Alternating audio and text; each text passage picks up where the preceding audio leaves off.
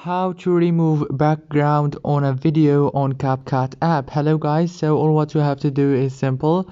Go to CapCut. As you can see, this is the home page. Now all what you have to do is simple. You can upload a new video from here or just choose from your drafts. I already have this video, so I'm gonna click on it.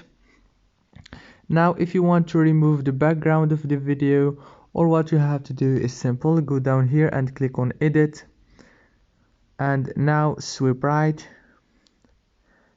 until you find background, remove background option. Click on it. Now as you can see, you will be able to remove your background, and it started removing right here.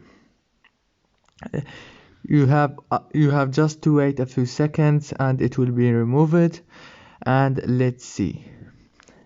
Okay, we are now in 70%, 75. Let's wait until we see the result.